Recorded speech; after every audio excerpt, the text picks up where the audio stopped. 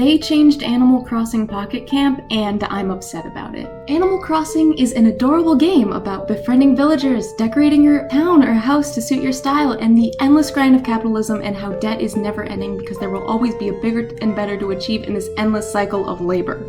So maybe I shouldn't have been surprised when Animal Crossing Pocket Camp, the only Animal Crossing game that is free to play, suddenly got a price tag shoved on it. Animal Crossing Pocket Camp is a mobile game where you own a campground. The essential gameplay mechanics like fishing, catching bugs, and foraging fruit are still there, but there's a lack of features such like the museum, which is heartbreaking because I love the museum.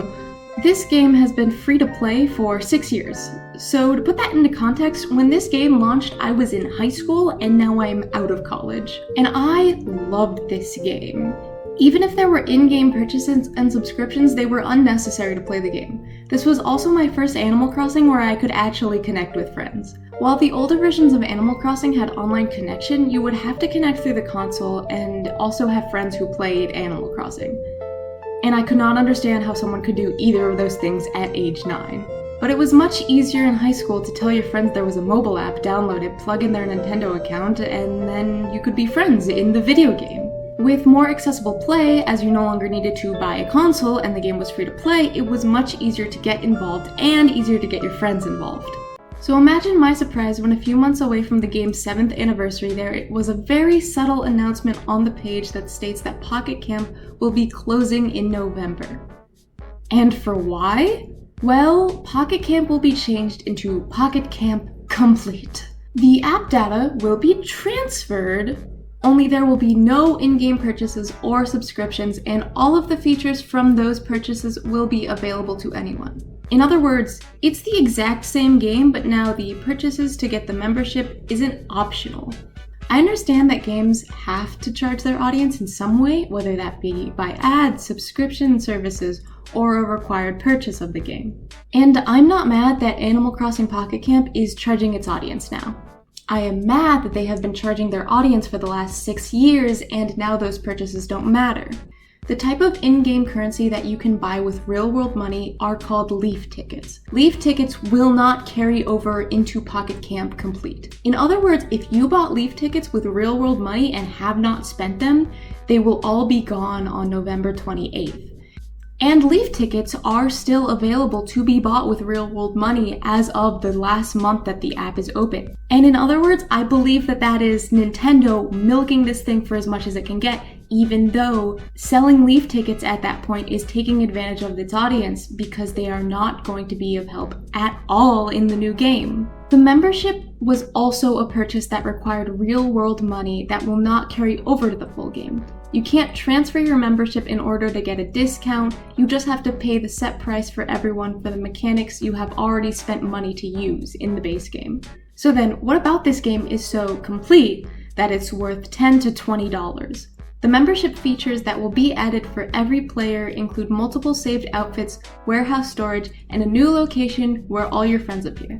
This will replace your ability to send gifts to friends or have a market box. Other than the new location, these are all features that were available to people who paid subscription services. Is there anything else new about the game? Well, the collab content will be cut, and specifically look out for the Sanrio content being cut. Really? The Sanrio content? I love the Sanrio content. It's so cute. I love the little guys. I haven't even collected all the furniture yet. Come on, man. Unless you already have the Sanrio villages in your save file, there will not be another opportunity to get them. The same goes with all the Sanrio collab furniture, clothing, accessories, everything.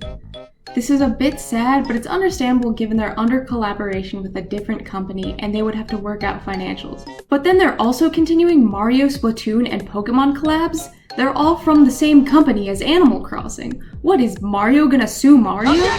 Those who already have a save file get to keep their items and villagers, of course. And it is comforting to know that as long as you're linked to a Nintendo account, your progress in the game is safe. Well, it's safe until June. In June, they're going to wipe all unused data off the servers, meaning if you haven't transferred your save file to Pocket Camp Complete, it's gone forever. I guess if you haven't picked up the game by then, you probably don't care too much about your save data, but it would be comforting to know that it was always there if you ever changed your mind. The impermanence of games is a concept that is consuming the current video game market. It's not common to buy physical games anymore. Instead, you might have it linked to an account over the internet. That means that if your account ever gets deleted, the server ever shuts down, if the people who made the game suddenly decide they don't want it to be accessed anymore, you won't have it. We are living in a digital age where no one truly owns anything. Video game companies have stated that consumers need to get used to paying, but not owning things. And from movies to shows to video games, we are likely to still pay for things that we don't own. I believe that video games should be able to make money and put an initial price tag on their creative labor. The issue is when a game which we all believed to own became something that we didn't, and that people who came in with certain expectations, whether that be paying subscriptions, buying Leaf tickets, or having a free-to-play game, were then told something very different after 7 years. It really feeds into the expectation that we are not paying for ownership of the game, we are paying for usage until the company decides otherwise. Overall, the change to a set price over subscription could be an act of mercy and could save a lot of consumers money. But the wait and in-game purchases during the game's run really makes this decision feel more like an attempt to profit off of people that were willing to pay for subscriptions, only to then require another purchase that cancels out the initial investment. And I get it, it's not that deep. But I do think it's interesting that games are making a large shift to both subscription services and lack of ownership on the player's part. If you're going to buy Animal Crossing Pocket Camp Complete, I recommend doing it before February, as the game is nearly 50% off until January 31st. If you buy it after that, the game will be $20. And if you don't want to buy it, I don't blame you. I am also not planning on buying the completed version unless I hear really good things or all my friends from high school suddenly get back into it. Online games tend to have a pretty short shelf life, so I applaud Nintendo for being able to keep interest in this game for so long. And frankly, Nintendo should thank me for being such a huge Nintendo simp that I've been playing this game for actual years. If I'm being honest, a lot of the reason I'm upset is because I can't earn Nintendo rewards points from doing the tasks anymore. A part of my childhood was learning that I couldn't log into Animal Crossing every day no matter how much the game would guilt me for it. So I shall let go of this in my adult life. I'm gonna miss the little pom-pom purring bear though. I'm gonna miss him so much. Hey, thank you for watching. I obviously really like Animal Crossing, and I wanted to kind of tie it into the modern video game market as I see it right now.